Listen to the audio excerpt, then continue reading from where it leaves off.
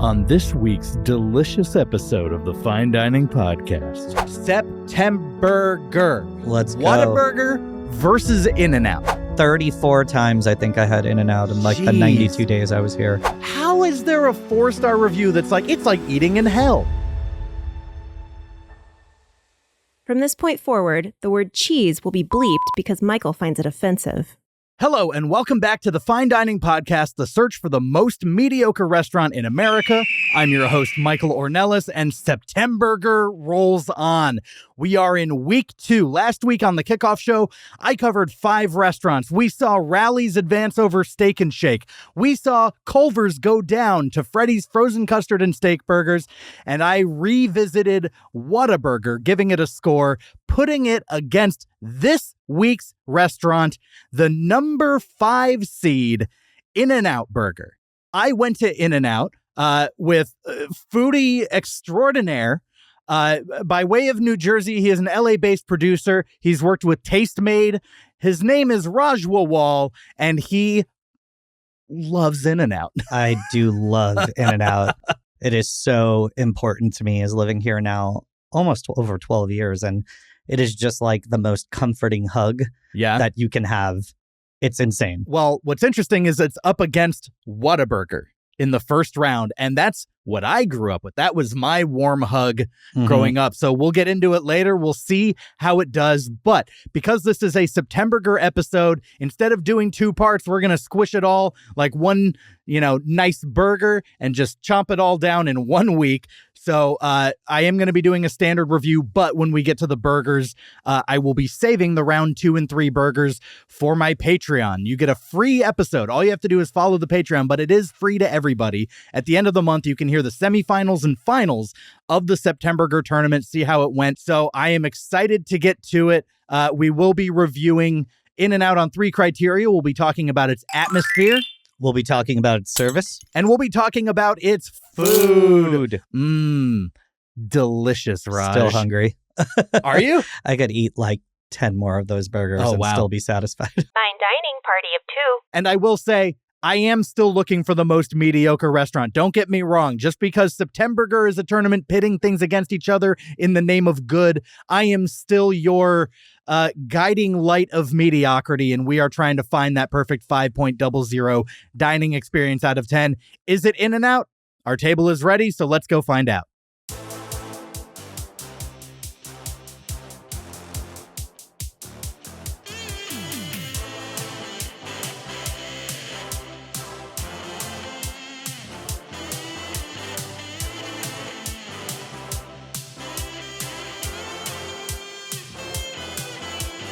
Eight burgers enter, 1 burger leaves. Take a look at the menu, nothing but beef. So fire up that grill and fry up your soul. We're looking for something that's better than mediocre.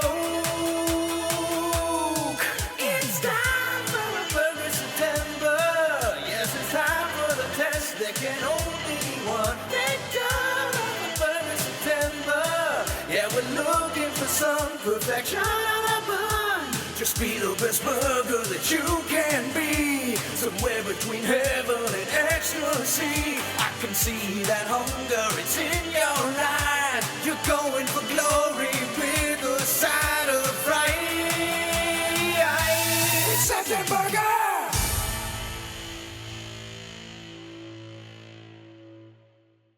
Okay, Raj, we're going to dive into reviewing the restaurant in just a little bit. But before we do that, we have to lay the groundwork. Of course. I want to talk about the history of In-N-Out. But before I get into that, what is your history? Just real briefly, your history with In-N-Out. So In-N-Out Burger is something I'd heard about my entire life, mostly through pop culture and media. I grew up in Princeton, New Jersey, so we don't have it out there. And all of my cousins would do these trips to California. And for some reason, I would just be like left out. I think what was fascinating to me is like all my cousins would go and talk about In-N-Out and bring me back an In-N-Out shirt. Then I'd hear about it in like Swingers, or we going to In-N-Out Burger, and it would just be in every LA movie. And I'm like, what the hell, man? What is this thing? What is this thing everyone's talking about? And I'd been to California once as a kid to see my cousins in the Bay Area. But then what sucks about living in New Jersey and having your whole family there, everyone from California flies out there because the mass of people's there. Then I interned here at 20th Century Fox on Avatar in summer of 2009. I was 18 years old, about to be 19. Literally the second I got off the plane at LAX, You like Miley beelined it Cyrus. for In-N-Out? Oh, we beelined it to the LAX In-N-Out. My brother was living here for 2 months. My older brother, he took me there immediately, and I got a double animal style. And the hype had been built up for me for so long. And that's the thing. It's like we had the internet, but on social media, it was just MySpace music and talking to your crush. It wasn't, food wasn't the biggest, like. And Tom being one of your 8 best friends. Best friends, yeah. I think that was the thing, is that, like, no one was food reviewing it, and like even websites, would give recipes for In-N-Out imitation burgers, and I was like, I don't want to make that crap. I want to have it. And then when I saw the price point, and my brother turns to me, he was 25 at the time, I was 18, and he goes, "Oh, you're paying for this?" I'm like, "What the hell? I'm a poor college student." And then I look at the prices. You're like, "Oh, I can do that. Oh, I can do this." And I was like, "Oh, let's get a shake, a black and white shake, and make it happen." And it felt like when I had the first bite, it was like me trying a medium rare filet mignon for the first time, and bacon, which are both sacrilege to Hindu culture. But I've been eating these things when I was 6, and I took a bite. It was just like pure bliss. I was like, oh my gosh, this is what's sacrilege. This is the most delicious thing I've ever had. Yeah, that summer, for the 3 months I was interning here, I think I had In-N-Out. Oh gosh, my 18-year-old body. I think it was, I don't know, what a phrase. It has stayed with you. Don't get yourself 34 fooled. times I think I had In-N-Out in like the 92 days I was here. It's just different on the highway. I get it though. When you get, especially a fast food affordable obsession, it is really hard. Like when I first discovered Dave's Hot Chicken. Yeah. Oh, amazing. It was about a couple months of like, oh, I'm having this every 4th, 5th day. Oh, yeah. I remember going to the first location in 2018, the one off of Western and in the little shopping mall. Oh, my gosh. It was like I waited in line for an hour, and it was fantastic. It was worth it. It was everything I have wanted in chicken.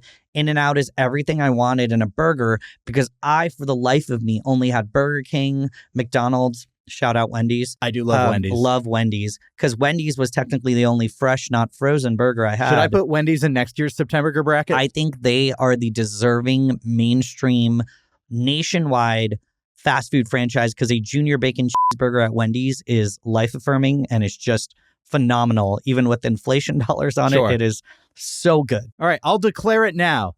For Septemburger 2025, the first entrant, Wendy's. But yeah, In-N-Out, it feels like it was there for you. It was there for me. It feels like a second home. I understand the hype, and I obviously get very defensive against other East Coasters who claim that I've gotten to West Coast. But I was like, dude, the burger's great. Like sometimes good is good. Good is good. So it's good. All right, we're gonna get into it. We're gonna talk about the history of In-N-Out. Awesome. We're gonna jump into this week's Eat Deets.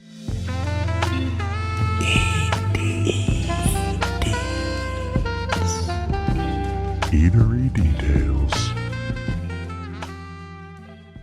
In 1948, Harry Snyder introduced California's first drive-thru hamburger stand, In-N-Out, in Baldwin Park, offering true drive-thru service with the introduction of the first two-way speaker box. Yeah, no, Baldwin Park. I mean, everyone's passed that on the 10. I think I got a T-shirt and a hat from there one time. Yeah.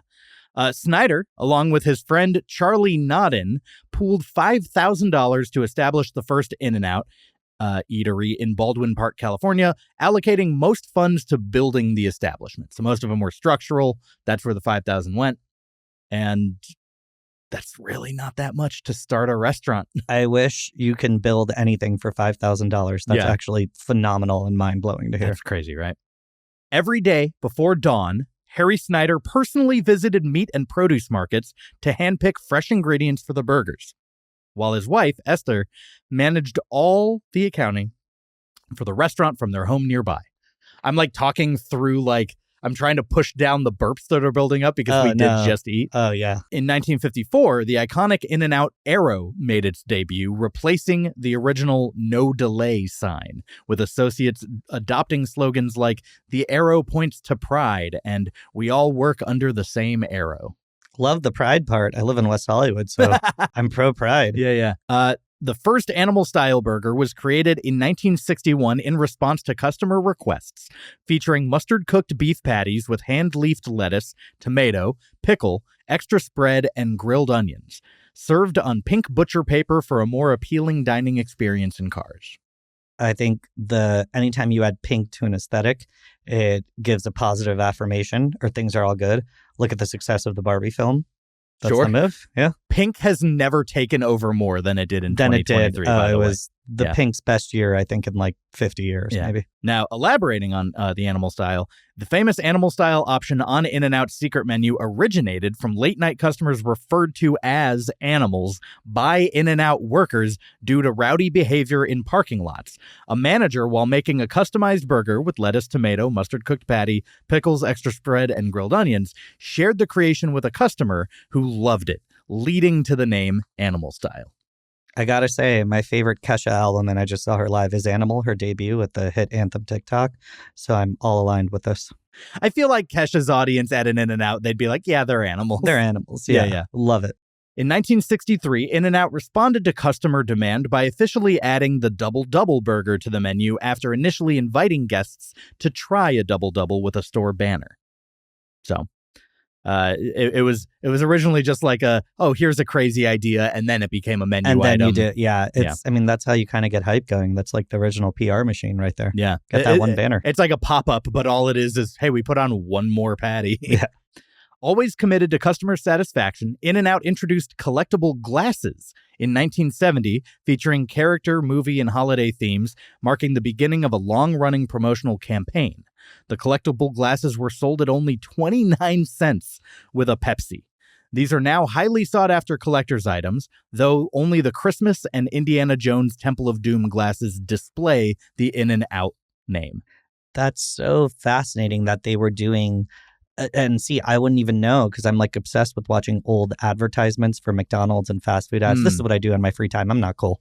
And like, it's interesting because to know that there was a major motion picture tied into In-N-Out, there's no way I would have known about that on the East Coast. Right. 'Cause I know about all the shit from McDonald's and Burger Kings and everything they did with movie line activations. I really missed that era of fast food, but that's Specifically so cool. with Happy Meals were Oh my so God. fun as a kid. Oh, chasing them down. A movie chasing 'em comes down. out. Yep. Like literally a new movie comes out and you're like, the first thing I want to do is see what McDonald's is doing about it. My mom still has every single Batman Forever glass mug that we got. We of had every all single the character. teeny beanie babies. The teeny beanie babies. Yeah. I remember when that was a huge product integration. I think it's so cool that they did that. I didn't even know that. I just Yeah. learned that. That's McDonald's awesome. has cups out right now. I know that people are They're going back to chasing after nostalgia. them. Yeah. They're trying to do and they Look, even did a PR release of I it, love so. a collectible. Yeah. I really do. I'm obsessed with the collectible. Why not? I still collect Criterion Blu-rays. I collect snow globes for every country you can I see go all my to. Blu-rays. You can see Oh, all they my look board awesome. games. Yeah. Yeah. I alphabetize that shit probably all the time. I sort by genre and then within the genre alphabetize. Yeah. So. Same here. It's the move. In 1972, inspired by the movie It's a Mad, Mad, Mad, Mad World, founder Harry Snyder initiated a tradition of planting crossed palm trees in front of most In-N-Out locations, symbolizing each store as a treasure.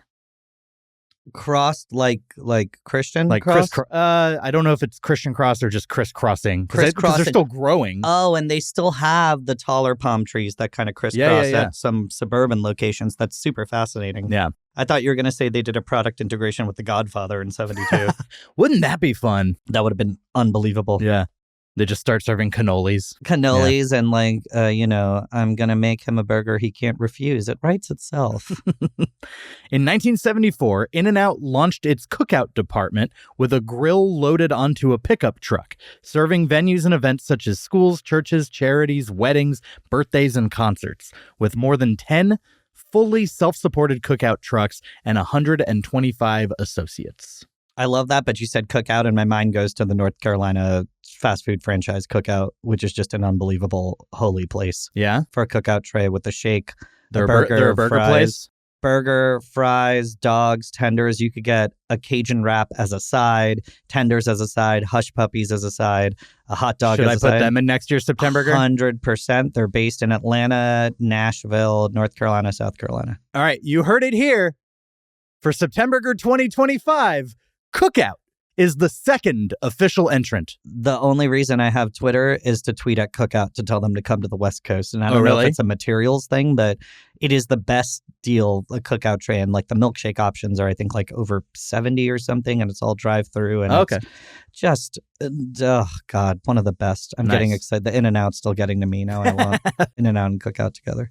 In the same year, In-N-Out participated in its first Tournament of Roses parade in Pasadena, California, firing up the grills on New Year's Eve, a tradition that continues today, serving tournament bands at Bandfest every December 29th and 30th, and both football teams in the Rose Bowl at the team feed. I believe that was the first time I ever had In-N-Out because my high school played in the Rose Parade when I was in middle school, but I made the trip anyways. So me as an 8th grader went to watch the band. My mom and I came with my grandmother, and I feel like I remember going to the band fest and trying In-N-Out for the first time. So. I think anytime I think of the Rose Parade, my mind immediately goes to Elliott Smith's song Rose Parade from his 1997 album Either Or, very Los Angeles, because that's what I was listening to in 3rd grade and hearing LA references. And I was like, I'll be on these streets soon. I'll go to the Rose Parade. You knew from an early day. I knew the early days. In December 1976, founder Harry Snyder passed away in a plane crash, along with his VP, a friend and advisor, and the pilot and co-pilot of that plane. Oh, dear God. His sons, Rich and Guy Snyder, taking over as president and vice president respectively, continuing Harry's commitment to providing customers with the freshest, highest quality foods and a spotless, sparkling environment, happened almost immediately. Obviously very sad. I did not know that. That's absolutely tragic. And the fact that the kids kind of kept the legacy going kind of in his honor as well is like, wow, that kind of really like amplifies the narrative why the food has to stay fresh of this being his vision of the family legacy. That's crazy. Wow. Yeah. Oh. The chain has long been associated with drag racing. Harry Snyder invested 50% of the cost to open a track in Irwindale, California, called the Irwindale Raceway, in 1965. So it only makes sense that his legacy lives on through a 2010 sponsorship of racer Melanie Troxel. There's also a track in Pomona that has been renamed the In-N-Out Burger Pomona Drag Strip. Vroom, vroom. Vroom, vroom. Vroom, vroom. What an oddly inhuman response. Do you know what that means, Raj? No. You have triggered the secret menu minigame. Oh. You know that thing that you totally didn't prepare jokes in advance for? No. Oh, okay. Great. Play along. I love it. We're gonna pick a category, vehicular goodies. Okay, I can do this. And we are going to just slingshot jokes back and forth for a minute. I'll put 1 minute on the clock. You at home, play along. Comment below your own vehicular goodie. Examples would be Jolly BMW or Hamburgini. You get it. Mixing vehicles and foods in restaurants and stuff like that. 60 seconds on the clock. I'll have you start. 3, 2, 1, go. Subaru Outback Steakhouse. Ooh, it's right there. Toyota Supra. Ford Fiesta Nachos. Nissan Flapjacksima. Shout out to a great restaurant. Chevy Silverado Grand Buffet. Honda Accord on the Cob.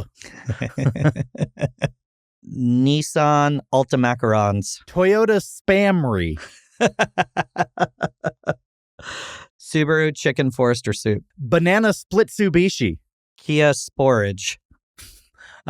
Kia Soul Food. Subaru Chris Steakhouse. That was a walk. I've got Aston Martini.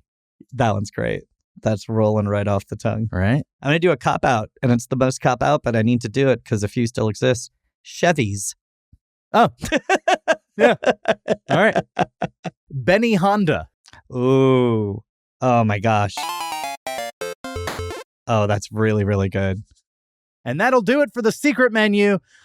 Submit your own. And the winner of last week's secret menu minigame is YouTube user Scott Bennett 6671, our first 2-time winner for the secret menu minigame for his submission in the sci-fi foods category, iPad Thai.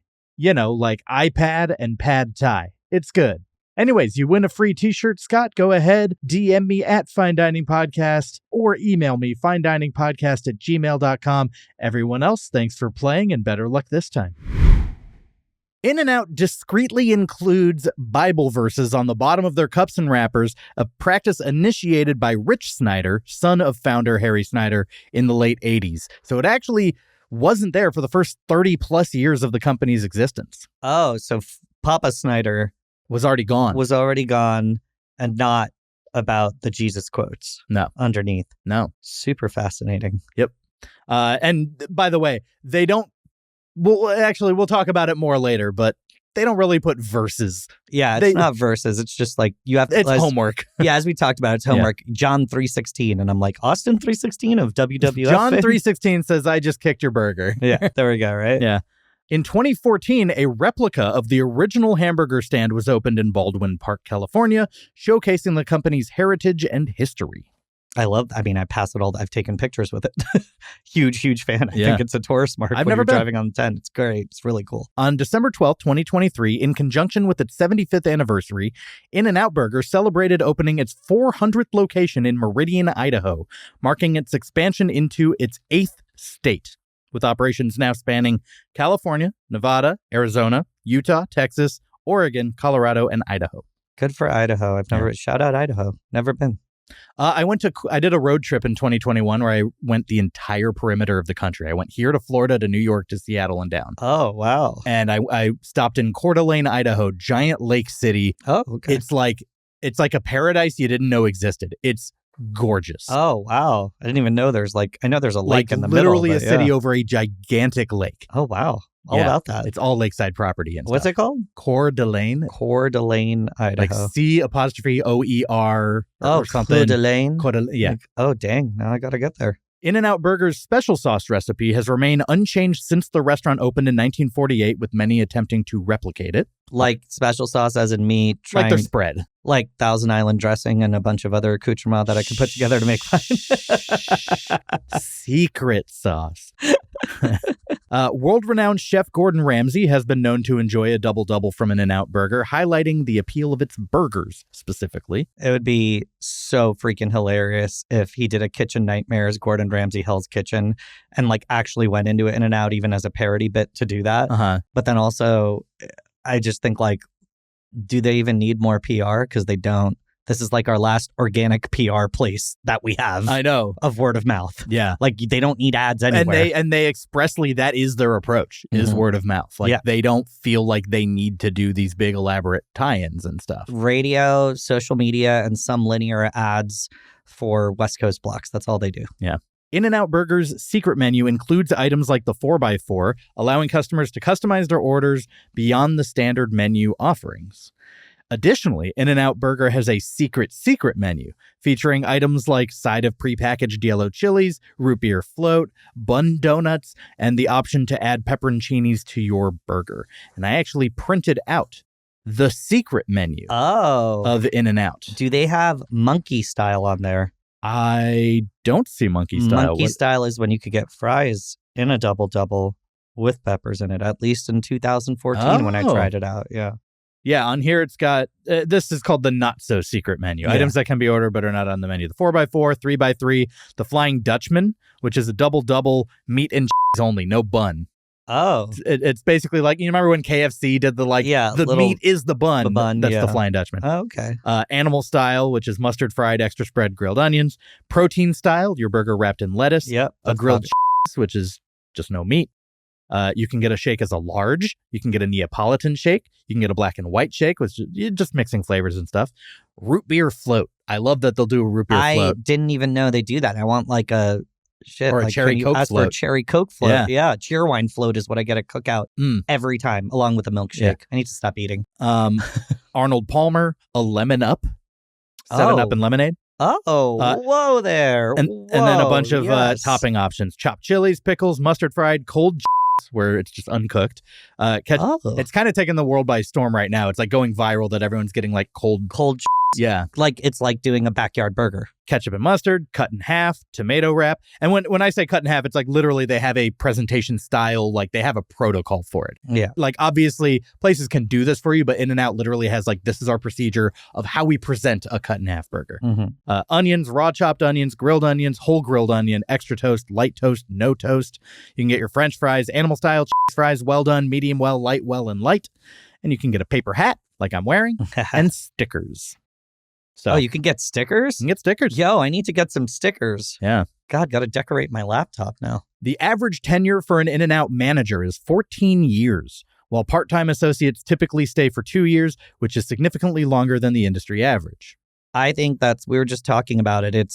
They treat their employees so well, pay them so well. The employees, as we just saw, like take care of each other when needed, you know? I'll get to that in a little bit. It's fantastic to know 14 years that's big. For a manager. And 2 years for just a standard employee, which, for fast food, turnover rates are pretty high. So 2 years is pretty good. In-N-Out Burger produces its own patties in facilities located in Baldwin Park, California, and Dallas, Texas, ensuring that none of its products travel more than 500 miles to reach a store. I love that. How you keep it fresh. You know, that's kind of the way it's done. Yeah. They make everything fresh. I remember my mind being blown seeing the potatoes and tomatoes being sliced immediately in front of me. And the fact that it's so visible that I can see what is being made of what is going in my stomach. Exactly. It's the best feeling since I was a kid. And it only gets better with, focus more and more on appreciation. Yeah, of course. As part of the 75th anniversary celebrations, Lindsay Snyder, current president and granddaughter of the founders, released a book detailing the story behind In-N-Out and her family. So there's some very interesting tidbits in there. Rich and Guy Snyder, sons of In-N-Out founder Harry, established the Child Abuse Fund just days after their father's death, recognizing the need to address the issue of child abuse, which they themselves experienced. Despite their love for their father, the brothers acknowledged and openly discussed their experiences of childhood abuse after Harry's passing, aiming to break the cycle of abuse. Man, I don't even have a comment on that. I think it's now called the In-N-Out Foundation. Yeah, interesting. Yeah, but like, I think it's an interesting choice to do it like immediately after he passed. Yeah. I think it's a big statement to do that. Huge statement, especially at the time. Guy Snyder, after contributing to In-N-Out's success, tragically succumbed to substance abuse, experiencing 3 separate overdoses in 1999 before his accidental overdose death in 2000. Oh my gosh. Yeah. Wow, I didn't know there was this much tragedy behind the family. That's really crazy. And Rich Snyder, while maintaining a public image of devotion to In-N-Out, struggled with cocaine addiction during his tenure as CEO. So both brothers had drug problems. It took one of their lives. Oh my gosh. Yeah. Wow. It's awful. Now back to the importance of how these people have treated their employees. Yeah. In-N-Out is known for its employee benefits, with store managers averaging over $180,000 per year. Yep, that's why you don't leave. Including profit-sharing opportunities. Yep. That is wild for a fast food restaurant manager. And it makes sense, kind of. I don't even have questions or follow-ups on details because, like, it is constantly packed. I was going to say... In-N-Out is never empty. We'll talk about it in service, but, like... Yeah. It requires a well-oiled machine. Yeah. You're Very executive producing that, essentially. Yeah. Like, every single day. Yeah. You're executive producing. That's wild. In-N-Out switched to serving Coke products. I mentioned earlier that they had Pepsi, right? Yeah. Ending a long-standing partnership with Pepsi. Previously, In-N-Out had a special agreement with PepsiCo to avoid competition, but PepsiCo's acquisition of a rival burger brand called Hot 'N Now, which they expanded into In-N-Out territory, led to In-N-Out to switch soft drink brands. Oh, Burger Wars right there. Let's go. They do, however, still carry 7-Up, as In-N-Out had a warehouse fire in 1978, and 7-Up let In-N-Out use part of their warehouse so they could still remain in operation. Because of that, In-N-Out has remained loyal to 7-Up. So they're all about the 7-Up is a Pepsi. It's a Pepsi product. PepsiCo. Yeah, there's no Sprite. Yeah. Yeah. That's very interesting. Wow. Mm-hmm. So, anyways, that's the history of In-N-Out. That'll do it for this week's Eat Deets. Every week on Talk Easy with Sam Fragoso, I invite an artist, writer, or politician to come to the table and speak from the heart in ways you probably haven't heard from them before. In recent weeks, I sat with Julia Louis-Dreyfus, Democratic strategist James Carville, director Richard Linklater, and musician and actor Maya Hawke. To hear those and more episodes of the show, Listen on America's #1 podcast network, iHeart. Be sure to open up your free iHeart app and search Talk Easy with Sam Fragoso. What it be, trivia lovers? It's your pal Ryan Buds, host of Trivia with Buds, a Monday through Friday pop culture podcast with episodes under 10 minutes to give your nostalgic brain a workout. With over 2,000 episodes, you're all set for fun and games on your next long flight, road trip, or weekend hangout with friends and family. Check out recent episodes on famous mullets, Dungeons & Dragons, classic cocktails, and tons more. And for info on virtual, in-person, and hybrid trivia, bingo, and game show events, go to my website, triviawithbuds.com. Cheers! Atmosphere. I want to start in the parking lot because, well, I have a few notes about the parking lot, but I got there a little bit earlier than you. I was sitting in my car waiting out front, and I noticed someone came up. They walked right by the front of my car, went inside. They came out a few minutes later with a manager hoisting up an employee who seemed injured. I don't know if somebody slipped or like hurt their back or whatever. It genuinely seemed like accidents in the workplace. They do happen, and I'm not going to always just be like, it's workplace negligence. Yeah. I don't know what happened there. I didn't follow up. It doesn't really matter to me. The fact that a manager took time out of, a lunch rush to help carry this employee with this other person that came to pick them up out to their car is a very striking image. Like I was sitting there and I was like, I know I do a comedy show in my mind, at least I think I'm funny in this show is comedy forward. You're very funny. Thank you. But seeing that, I mean, like, I don't want to joke about it or anything. It was genuinely just something where I was like, I don't know if I believe that I would even say most managers of places would do that. It would be like, oh, get home safe. And it's kind of hollow. And seeing a manager like literally helping carry out an employee. Again, I don't know any of the details. I didn't want to go in and pry. I'm not like a journalist or whatever. I'm not looking to get the scoop.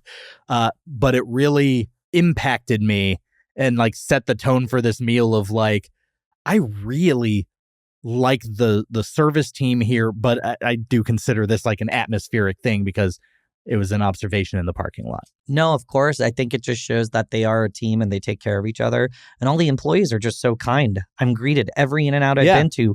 All employees are kind.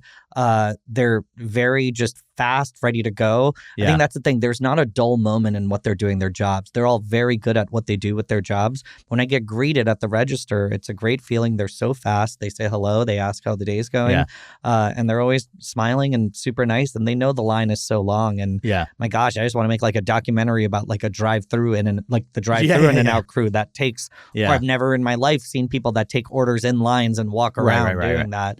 But that's what I'm saying. The product is that superior. So, and we'll go into that deeper when we're in the service section. But atmosphere itself, big palm trees. I mentioned earlier they have crisscrossing palm trees. Crosses. I even took a picture of the specific ones that were crossing.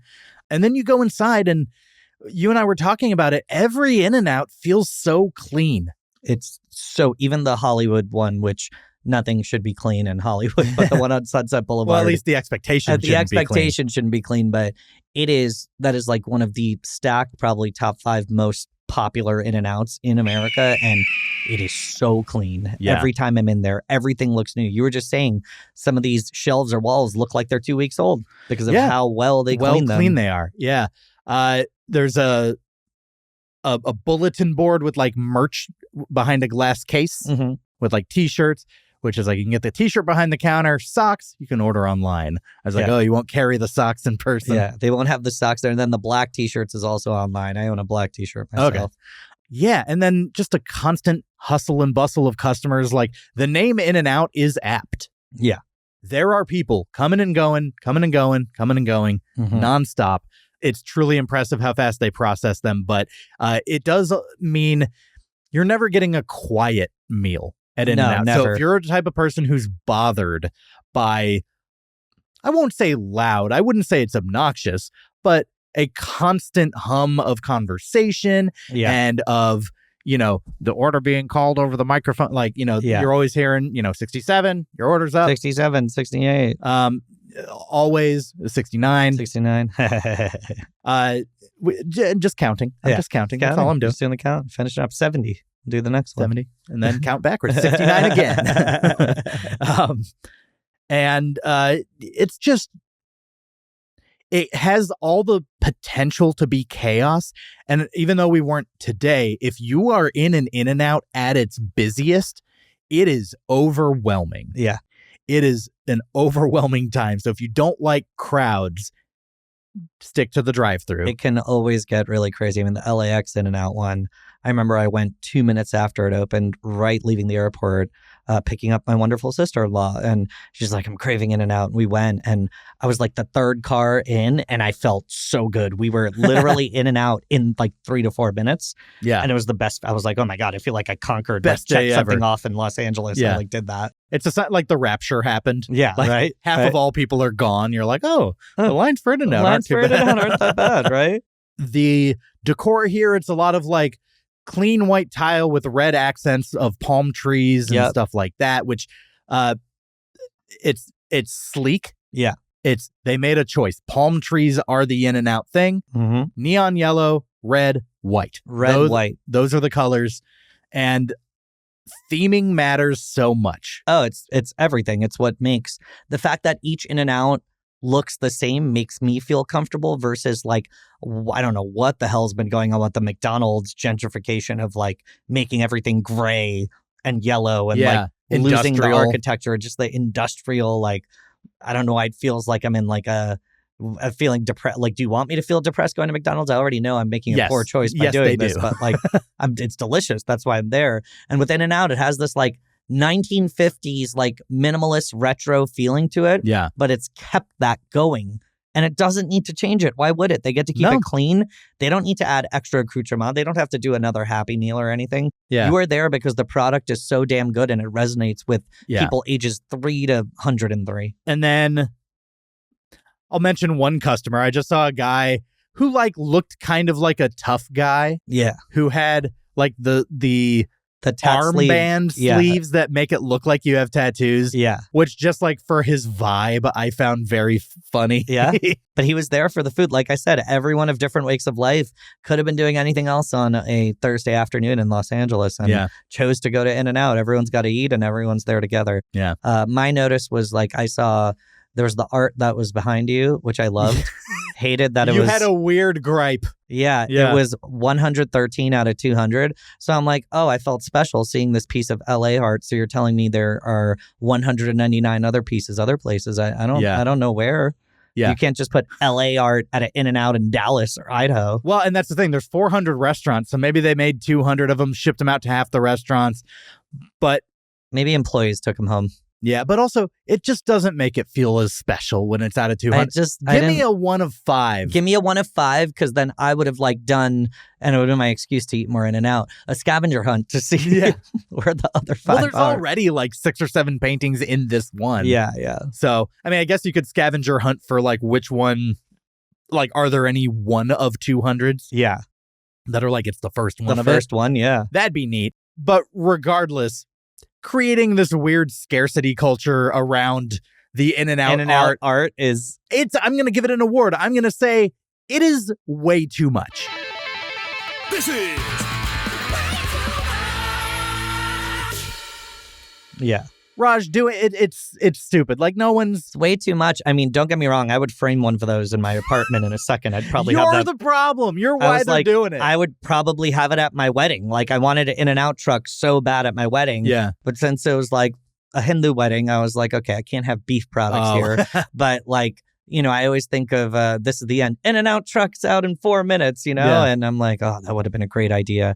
And then I would want that poster. I already collect enough movie and music posters, but damn, now I'm thinking about that. Now my mission after this pod is going to be getting one of those and finding it out. That's You going know to what be you a should deep do? dive. You should do some like you should go get a maintenance outfit of someone who would work at In-N-Out and be like, oh, I'm here to check the electric. Don't mind me. I'll be over there. And you just remove a painting, put it in your truck and drive away. And just drive away. It's like an Ocean's 11 inside job. oh, it's It would so be doable. crazy, but it would be a modern type of art thief that I would respect to the max. And I would, in fact, call it way too much.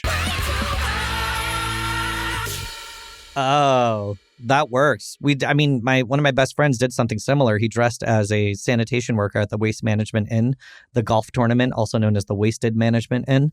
And he just went down to the floor to the main hole, and there was a 30 rack of Bud Light, and he just brought it back for our entire suite. Just picked it up. He was like, I'm taking this for Chuck and the guys. Oh, yeah, you're fine. Look, there's just some things that a jumpsuit can get done. It can really make shit happen. No one's going to question you. It's just like a guy wearing a regular suit. Yeah. You're going to talk to the guy in the regular suit. He looks like, he knows what he's fucking doing, Yeah. Now, before we move on, back out to the parking lot. Another thing I noticed more on the way out, but I do notice on the way in and just every time I'm here, the people in those cars in that drive-through line are savages. Oh, there is nuts. There is no grace to like, oh, this person's exiting. Nope. It's, I have to be as close to the person in front. It's like anxiety inducing. And it's a little suspicious to me, Raj. Yeah. It makes me wonder a question. What's going on over there? What's going on over there? What's going on over there? Should I worry? Should I care? What is going on over there? Hey, Raj, what's going on over there? People are in the line, and I've said it before, and I'll say it again, and people always laugh at me. Forever, In-N-Out will be LA's hottest nightclub. That is it. That is the exclusivity that you have to be in there. You're going to get bottle service or table service and stuff like that in that line, because what if you're ordering $60 worth of food versus, I don't know, $8 worth of food for you and your partner on a first date? But you are getting into LA's, Idaho, Dallas's hottest nightclub when you're in that line. You have this feeling of exclusivity that I got rewarded with In-N-Out. Yeah, and if we know anything about nightclubs, it's no cutting. No cutting. Literally no cutting in line. And then the bouncer is literally the drive-through window. They're usually so angelic and sweet and kind, and they order and you in slip between. them a 20 and they get you in. They get you in, but then you have the people doing orders. Once again, I've never seen it on the little iPads kind of making orders in between. That's kind of like if you want to buy bottle service early, not to cut the line, but they'll make your stuff faster and it'll streamline it faster if we order it. So, and they pay like hot influencer chicks, of course, to like to really come promote through. In-N-Out. Oh, and come a lot through. of In-N-Out, like under boob crop tops, and the dog influencers also with the In-N-Out hats and just hanging out with the burgers. If the cuter your dog is, the more maybe you could potentially cut 2 cars off. You don't know. I think you've nailed it. I think we figured out exactly what's going on over there. What is going on over there? All right. So if I'm putting my thumbs in any direction for the atmosphere of In-N-Out, I think we might disagree on this. Look, I'm putting it against every restaurant I've ever been to, and I've been to some really nice places. This feels comfortable. Yeah. It feels clean. Yeah. But it's not my ideal place.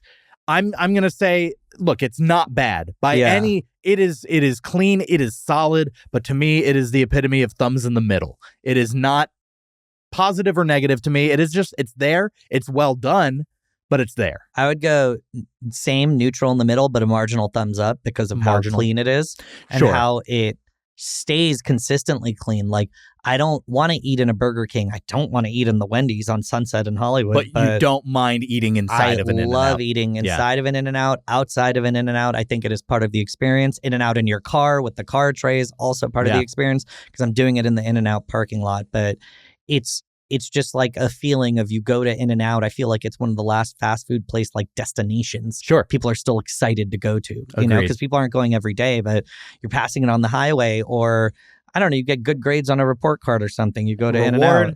Get In-N-Out. Get In-N-Out, yeah. All right. That's the atmosphere. Let's move on to the service. Service. So talking about the service staff, I know we've mentioned a little bit already. They do take care of each other. The benefits are great. We saw the manager helping carry out a presumably injured or sick employee. But once we're inside, the people behind the counter, again, like maybe it's like the Christian branding of In-N-Out. Maybe, yeah. But kindness, they are really like kindness forward. It is an image. I don't know these people personally. I don't even care if it's genuine, but it feels warm when I'm receiving it, and I like that. I think it's like, you could probably check their company code and ethics online because it's available, but I think it's just, you have to like, It's similar to when I produce a project with someone, this person's really great at what they do. Mhm. But if they're an asshole and they're mean and they're rude, but they're so amazing at what they do, I don't want to work with them if they're going to be hard to deal with and not get along with people. Because In-N-Out, and I mean, just all food service industry, it takes a village. But especially keeping this brand maintained, employees are happy, being compensated well, have a great benefits package. Their kindness goes forward. And I think your kindness has to do with working there. They really interview you. They're not just looking for help wanted, kind of, you know? And that's how you're able to find the types of character that will stick around for 2 years on average versus 3, 4, 5, 6 month turnover. And I think also potentially in their training, I mean, you know, I worked service industry for about 5-6 years in high school to college at this major AMC 24-plex movie theater. It was huge. And the motto of that was friendly, helpful, clean, and fast. Yeah. That's what you had to follow. And I'm sure that is in the guidebook of all training manuals, but friendly is the number one way to endear yourself to me. Friendly's number you one. You can be incompetent in other ways, and I'll be like, damn, that was fun. Like, I liked that individual. And that's like, to me, I liked our cashier. I didn't have a lot of time with him. He was very clean cut, kind of got a Boy Scout vibe a little bit. And then there was a guy kind of circling the restaurant with... Oh, yeah. One of the hats with that the we paper got. hats. Not wearing mine. Not wearing yours, but, you know, I had to grab me an In-N-Out paper hat. We were so excited to get the hats. Yeah, I think the kindness always goes a long way, and I kind of believe it. Oh, no. Did you rip it? I've ripped the hat. Oh, no. My life is over. Oh, no. Hold on. Oh, can you hook it back? Oh, it's a hook hat.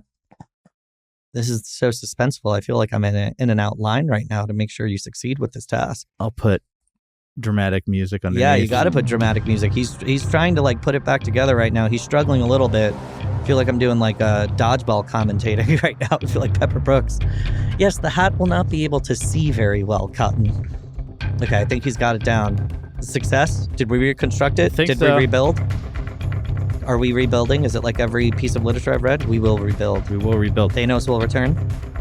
I don't know where the other crease is. I'm trying to just fold it in half along its crease. Just a half crease. There we go. That's the best souvenir product though to have right there. We'll have it right there. It's still hanging out. Yeah.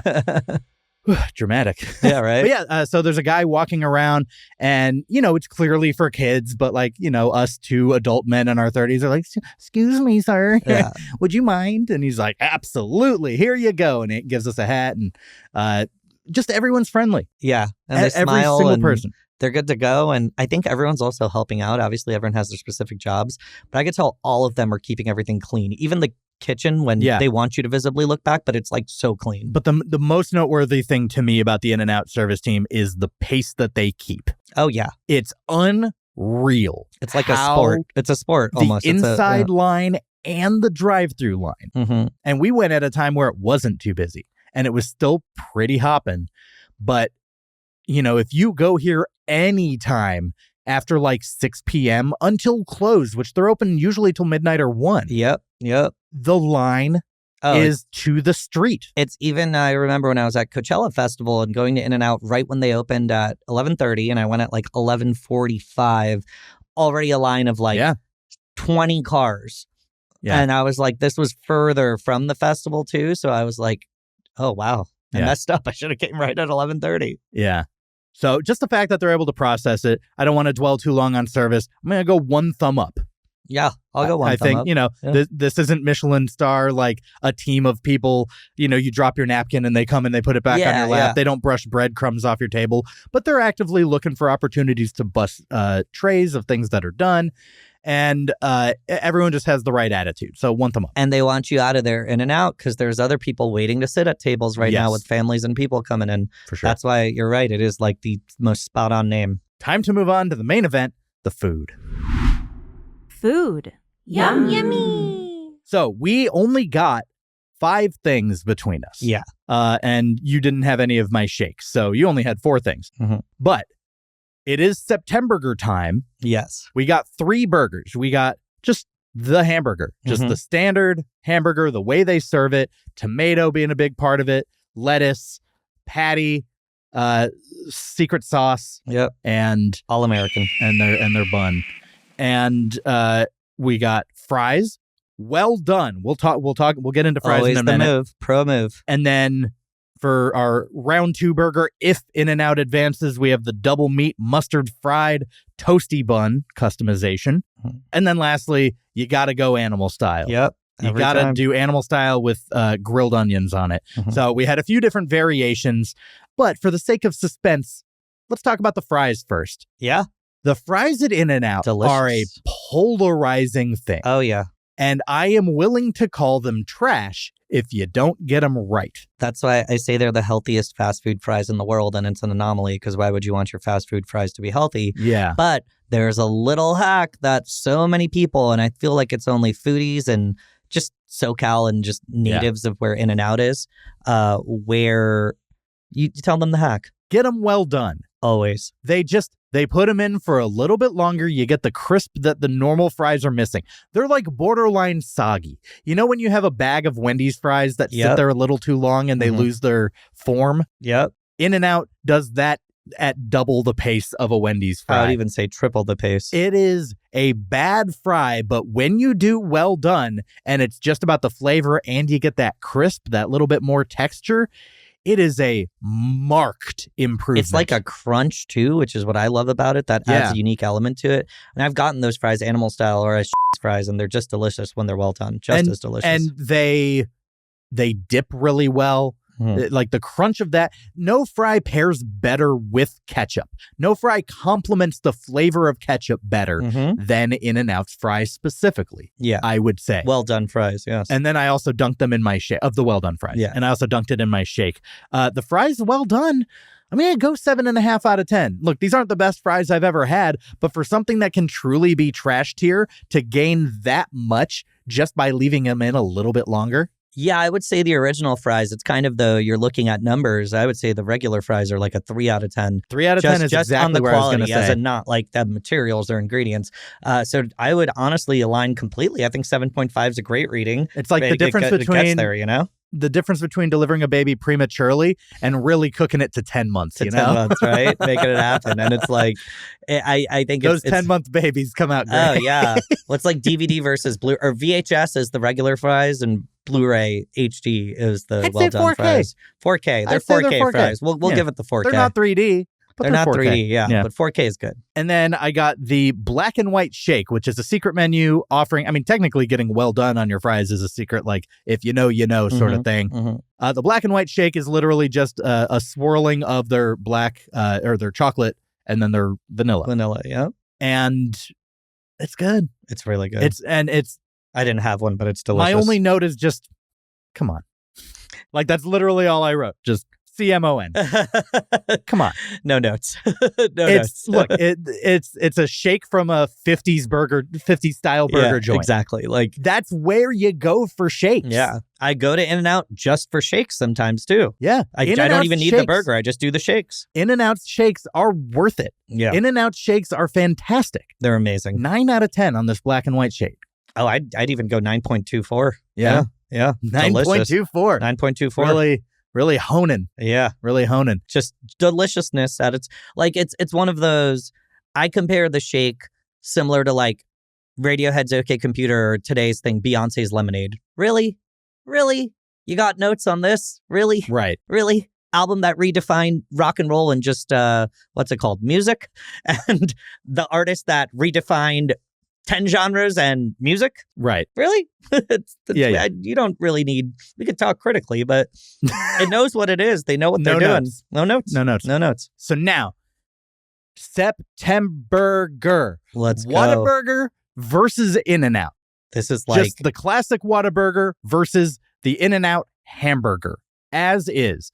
No customizations. Yep. Not even a double.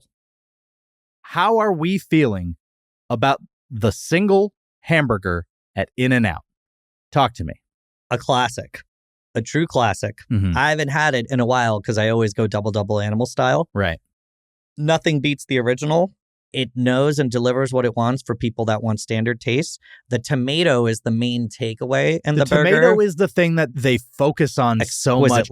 Apparently, it is policy to where if the entire bun is not covered by tomato, they put another slice of tomato to make sure that proportion is met. And they're not doing the 2 tomatoes on one or stuff or stacking like tiny tomatoes in it and things. And I think that's what makes it so great. Yeah, I mean, I would say it is very good, not great.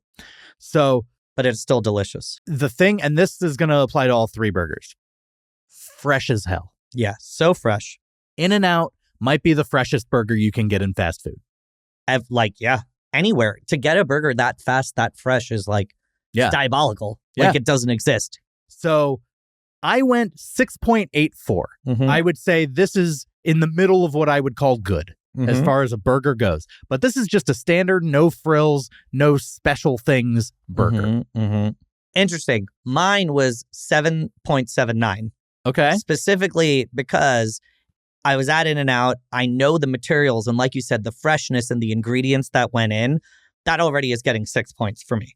That itself is like the 6 is a bottom besides the fries. But like the burger, just for the fresh ingredients, you get 6 no matter what. And what was fascinating of having this for the first time, I think the regular burger since 2010 or 2009, maybe. Like I said, I always kind of have my go-tos and I'll try new things, but I like them big. This is just a great golden standard of the original. And that's what I think is the fact that this is the base that you can kind of grow on. Think of it like the first John Wick movie. So cool. Right. And then the rest just expands with the universe and gets so much cooler, so much bigger, but in like a refined way that still stays. You got to get back to basics. Yeah. Or you got to do the fundamentals well. Do the fundamentals well, have those mastered, then you have room to cook, literally, to grow and try new things out and take us down different avenues. And for that to be like the baseline version, this is our, what McDonald's with the cheeseburger, just like the Michael Keaton movie. And yeah, I think it did a great job. And then it got the expansion just for the meat is so fresh. I forgot how much of a vehicle the thick cut tomato is in the burger. Especially it is a very tomato forward burger. It is. Your very mileage tomato. will vary depending on how much you like tomato. Exactly. And of course, you can always customize and get no tomato or whatever and pick it off. You're still going to get, very fresh ingredients all around. But as far as the way they serve it, I'm not the hugest fan of raw tomato, which is why I'm just in the 6s. But even despite that, the freshness of those vegetables, the fact that the tomato wasn't slimy, it did have a little bit of a crunch to it. That's what matters. You don't get that anywhere else. It's tough to do in fast food. It's tough to do at a chain. Mm-hmm. And In-N-Out pulls it off. So when we put our scores together in the first round, the In-N-Out hamburger, 7.32.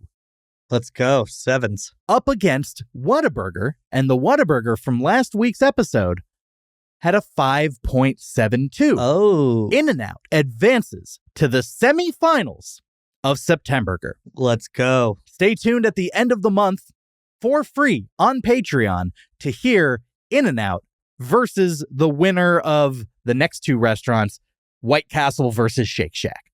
One of those two will advance and face In-N-Out in the semifinals. One of them already advanced in my head, so yeah. That's easy. That's like a Drake and Kendrick kind of situation going on. Yeah. I love White Castle. Harold and Kumar is one of my favorite movies ever. But yeah. But we know. We know. So yeah, overall on the food, 3 burgers, a shake, fries. I'm going to go 2 thumbs up for In-N-Out. I think In-N-Out deserves to score 2 thumbs up. I'm in the Siskel and Ebert ranking of 2 very enthusiastic thumbs up. Yeah. 2 proctologists thumbs up. Yeah. They did 2 thumbs way up or 2 big thumbs up and then 2 enthusiastic thumbs up. I didn't know the difference between the 3 of them, but at some point you're just kind of cheating to redefine your system. You're like, we didn't. 2 thumbs seems limiting. We have to find ways to... The funniest is the Fast and Furious 1 DVD that was released January of 2002. Roger Ebert loved it. And on the review above like the description of the movie on the back of it just says thumbs up. And I don't know why I think it's so funny because I've never just seen thumbs up. Thumbs up. That's it. That's it. That's good. The other guy didn't like it. Okay, well, that is our chat about the food, the service, the atmosphere. We got to put it all into a rating. But before we can talk about what we took away from In-N-Out, let's go to Yelp and see what other people are saying in this week's Yelp from Strangers. We need a little Yelp, a little Yelp from strangers. A 1-star, 2-star, 3-star, 4 or 5. So get a little Yelp, a little Yelp from strangers. A little Yelp. Give us those complaints while you literally whine and die. All right, this is Yelp from Strangers, our segment where we turn to Yelp and read out our favorite 1, 2, 3, 4, and 5-star Yelp reviews of the very restaurant at which we dined. Raj, you will find there's a couple reviews beneath that blanket right over there. Oh, yes. Okay, wonderful. So I'm going to start us off, if you don't mind. Oh, please do. 4-star review. This is a 4-star review from Justin E. from Meridian, Idaho, where they opened the There we 400th go. In-N-Out, but it is of the Burbank location. All these reviews are of the one we went to. Interesting. Yeah, I'm yeah. excited to hear this. This is a 4-star review from June 1st, 2017. We're in a very frighteningly political time right now for burger joints. Five Guys and Shake Shack have made some bold moves, and it would seem the nation is divided as a whole on who makes the better burger. My vote is Five Guys, but I really like In-N-Out. I don't like the way I have to spell it. Adding a dash to anything is exhausting. But I love the tasty burgers. They're just good. Animal style is the way to go. If you don't like animal style, I feel like you're going to the zoo without seeing the monkeys. You know, monkeys? You know what I mean?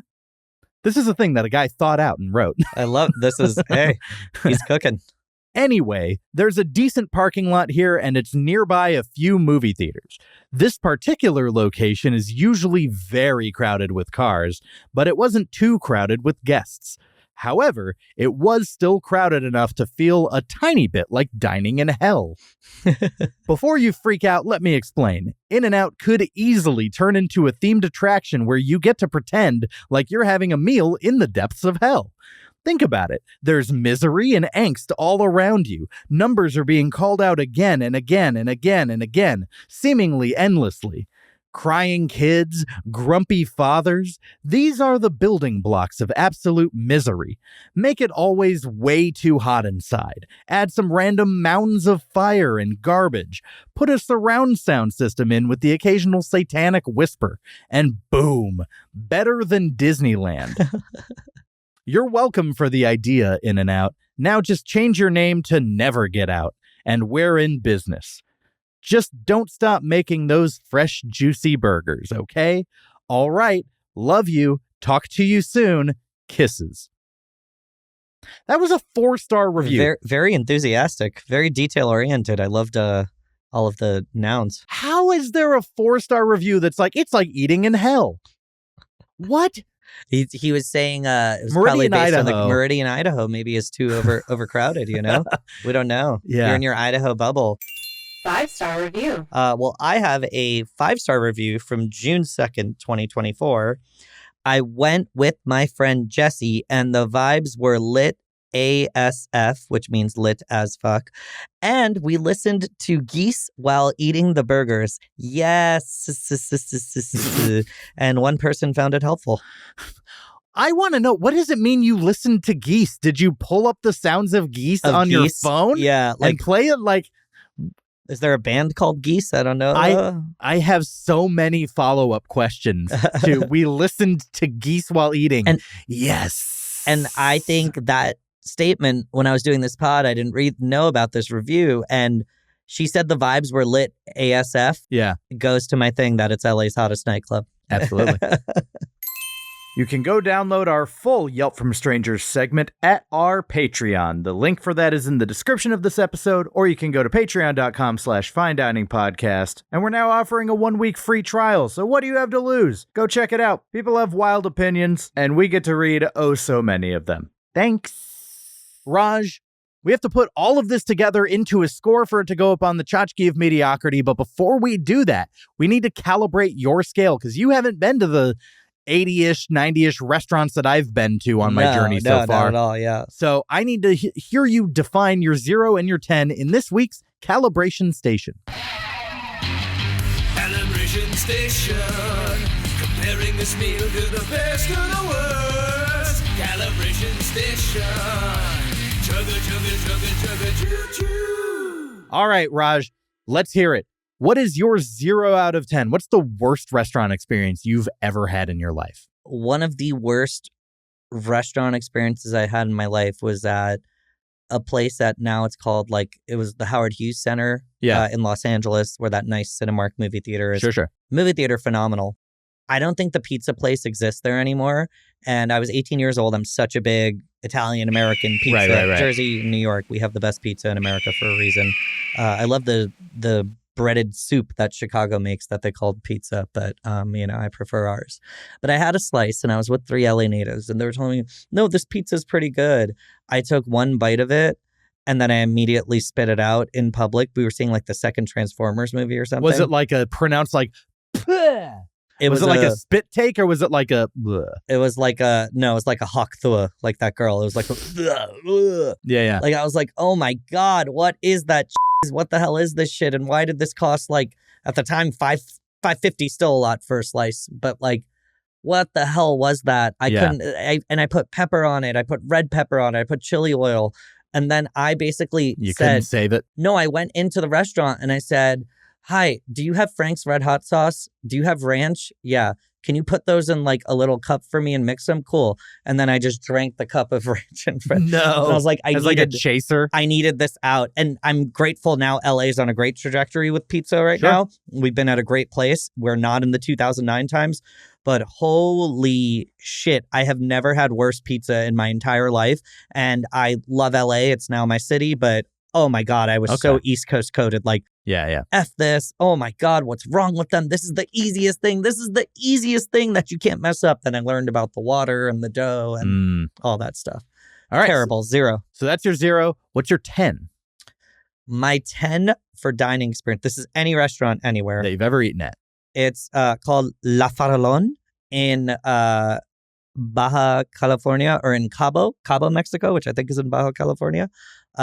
Delicious. You're on a canyon. You're overseeing these unbelievable waves, and it's like a champagne bar, and you're served. But oh my God, the food and the appetizers that come through, and the slow cooked carnitas with the tacos, and like, holy shit! Just the ordered an old fashioned, ordered a martini. I was like doing roulette with drinks, and I just had the literal time of my life. The staff was unbelievable. Obviously, the rooms at the resort cost $5,000 a night. Such a different. They were so nice, and I didn't know Cabo is such a melting pot of Mexico, of people coming there, the best chefs, the service industry that want to work there, make careers at these resorts. And, I went to cover on a press trip, and I absolutely just loved every second of it from beginning to end. And I just want to go back so badly. Yeah. Like, it's a meal I still think of every single week, probably, and I always reference it back. So La Farallon at the Waldorf Astoria, Los Cabos, Pedregal. Okay. Yeah. You are calibrated. Yeah. That's your 0. That's your 10. Somewhere between those two experiences, today's lunch at In-N-Out. Final rating.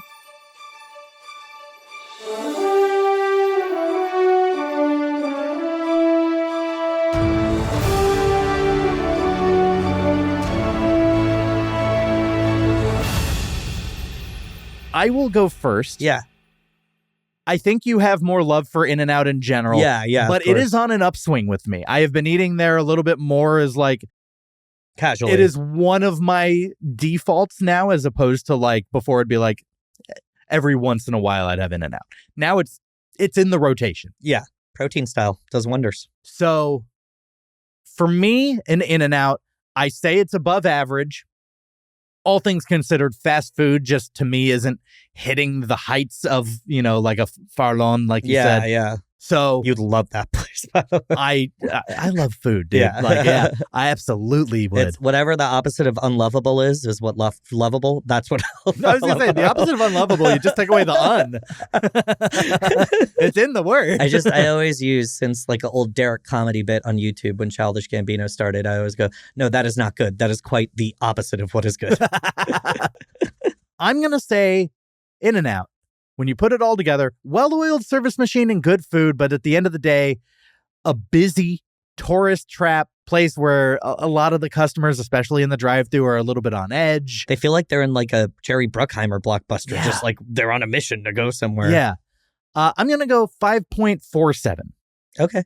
Out of 10. Not a knock on In-N-Out. It's just more of like, look, there's tiers to this. Yeah. And fast food can only reach so high for me. Wow. Okay. No, I respect it. Because of the tiers of the other cuisine you're doing, I respect that. I think the resonance of In-N-Out and the history I have with knowing about it, I'm at 7.75. Okay. Yeah. Yeah. Also valid. I think also nostalgia and attachment, and like, you know, even before you moved here, there was the legend of the In-N-Out. build up in my head about it and not getting it. And like, I've never had like fresh beef until I had this burger, you know? And so when you put our scores together, In-N-Out goes up on the tchotchke of mediocrity at a 6.61. There we go. There we go. Round up to 7 in my brain. There it is. Oh, wow. Done and done. I love it. Which means, objectively, we can call In-N-Out better than mediocre. Better than mediocre. It's better than a Cracker Barrel.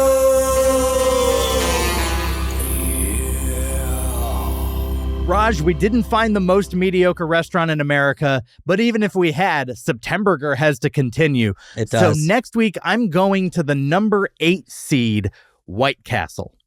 And where are you going to Las Vegas for? Las Vegas. The one downtown. The one on the Strip. The one on the Strip. Yep. Oh, wow. Yeah, right. And it's going to be your, what, second time White Castle? Third, fourth, fifth? Something like that. Yeah, first time for the show. How unexcited are you? I'm kind of dreading it. The fries are good. Okay. The crinkle fries. I think it's just Arita fries that they use, really. We'll find out. Yeah, I have a resonance. I'd like White Castle's like a 4 or 5 for me. Okay. 4.5 because of the movie and just because of that's what was open, that and Wawa, this like convenience store sub place. Those were the only 2 things open 24 hours in Jersey growing up. So that's where you'd go. So when you've had your fair share of White Castle. Yeah. Well, even though I'm dreading it, I am excited to have an episode on it. So that'll be next week. Raj, thanks so much for coming on the podcast. Thanks so much for having me, man. I'm such a big fan and just so excited to be here to talk about food. I'll come back anytime. This is phenomenal. Yeah. You want to tell people where they can find you on social media? Anything you're plugging? Find me on all social media at ASAP Raji, ASAP RAJY, for live music reviews, movie reviews, TV reviews, most importantly, food and travel of adventures everywhere I go. Amazing. Awesome. And you can follow me on Instagram and TikTok at Fine Dining Podcast. Go to the Patreon. This month's Septemburger final episode will be free for all followers. You don't even have to put down the money, but you do get a free 7-day trial that'll give you access to everything. You get the full all 5 Yelp from Strangers reviews as opposed to just 2 for free, and an exclusive episode every single month, which more often than not is a brand new restaurant that I haven't done on the proper run of the show. We didn't find the most mediocre restaurant in America. The search does, in fact, continue. We'll see you next time.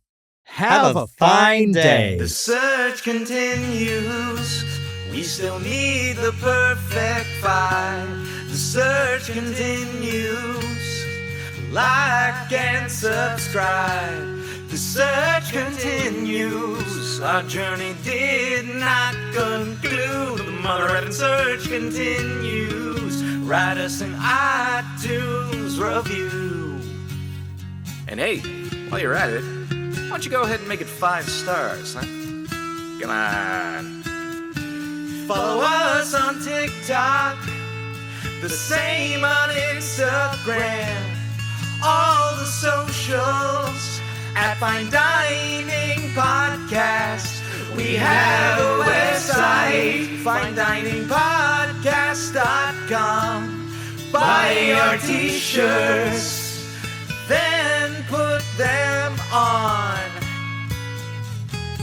And don't forget, you can always suggest where we go next. Okay, we're going to find it. Mediocrity. The search continues. See you next week.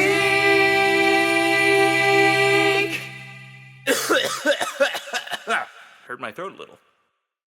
Have a fine day.